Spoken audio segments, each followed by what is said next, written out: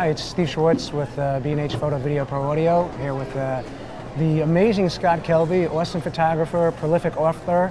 We're here for a few questions for our company blog, B&H Insights. What or who inspired you to become the educator that you are? I would have to say that it was my dad. My dad was, well, I grew up watching him be like a public speaker.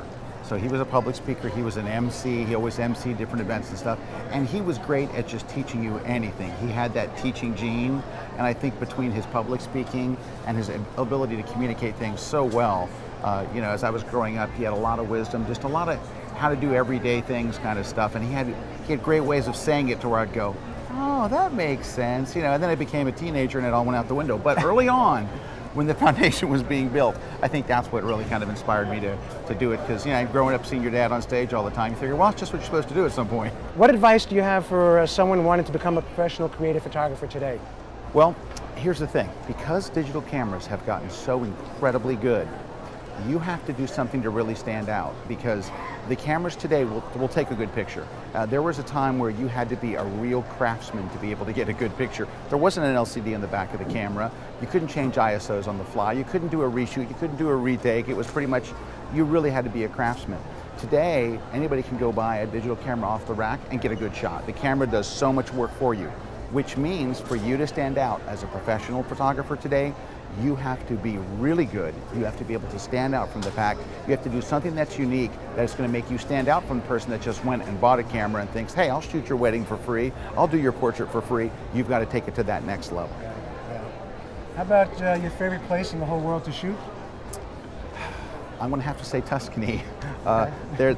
It's hard to get a bad shot in Tuscany because there's everything there. There's beautiful landscapes, there's beautiful scenery, there's beautiful town, there's beautiful people. Good food. There's good food. You can shoot the food. I always shoot the food. Every time I do a lot of travel photography, and every time I even wrote in one of my books, you go on vacation, shoot the food. It's one of the most emotional things that people do on a trip. You think of going to Italy, one of the first things you think of is, are we going to have some amazing food? But then you don't take any pictures of it. So.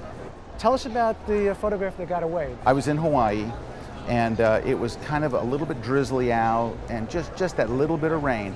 And I'm driving down the road with my family, and we're on our way to, I think, some little town. I can't think of the name of it. We're on our way to a little town. We're driving, and I see an old couple, and they had a red umbrella and a yellow umbrella. In this particular area it was very gray, it was really drizzly. It looked like it was a setup shot. It looked like one of those where you said, okay, you hold the red umbrella, you hold the yellow. Now the two of you just kind of walk down this lonely road, and it was just so perfect. And we stopped the car, and I said, honey, look, I go good and shoot this. And she's like, are you sure? It's raining and all. And I'm like, and then one of them closed their umbrella, and it was over. And in the moment that you're sitting there thinking, man, and it was just one of those shots, and I closed the umbrella, and we're sitting there, we're all looking in the car, and my son's like, yeah, that would have made an awesome shot. And I'm like, oh no.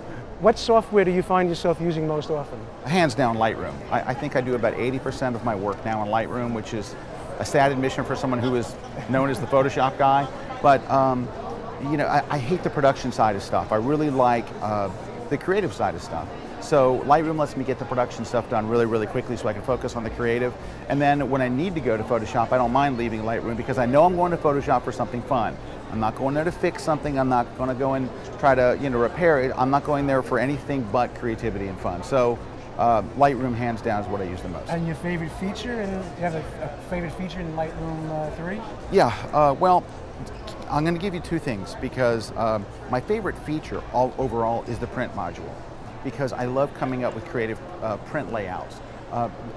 Just delivering an image on paper, is nice, which everybody does. But the ability to put 16 photos on a page and design them in clever ways, clients lose their mind over that stuff. When you present those to a client, or you show them a poster that you made with 9 photos, 3 and 3, and they're square, and they have a little logo with them on them, people, they go crazy over that. So overall, I think, I always tell, and I'll be telling my class when I teach one later today, that it's all these other things in Lightroom are great, but the moment that you actually fall in love, where you go from, wow, this is really great, to love, is the print module. So that's it. As far as new in Lightroom 3, I have to think the noise reduction is just insane. The noise reduction is what we've always dreamed of. So even though it's not something you use every single day, when you use it, it makes you actually smile, because it's witnessing you know, kind of a mini miracle in front of you. What's next for you?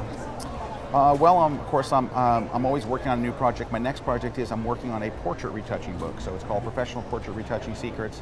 Basically, how to make people look their very best, but without making them look fake. So it's a trickier thing, right? What do you shoot with? I primarily shoot with a Nikon D3, and my second body is a Nikon D300S, and I use them both equally. I don't. When I say it's my second body, it's not like if the D3 breaks down, then I grab the D300S.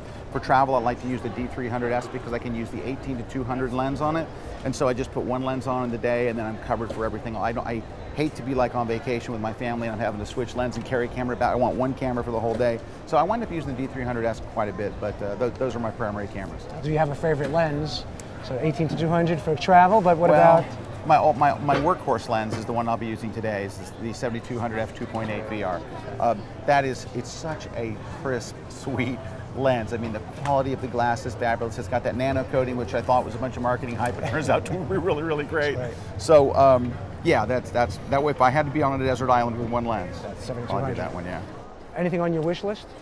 Yes, I'm anxiously awaiting for Nikon, which I pray will happen one day, to come out with an 85 1.4. They have an 85 1.4 now, but it's the old-fashioned lens. And you look at it, and it looks like the old lens. And I'm scared to buy one because I know that the moment I buy one, someone at Nikon, a bell will go off, and they'll go, "Let's introduce a new one." So that's what I'm waiting for. That's my dream lens. Tell us about Kelby Training Live. You know, all the different tours. Well, we have we started this in 1993, so we've been doing these seminars. We do about 80 of them a year here in Canada and the UK.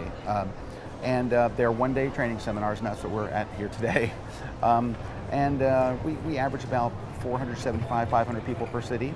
And we just go around for a day training people on Lightroom. I do a tour called Photoshop for Photographers. Bert Monroy does a creativity tour, which is more of a creativity thing, not necessarily for photographers. We have a Lightroom tour that we're doing today. Ben Wilmore does a Photoshop for Photographers tour with us.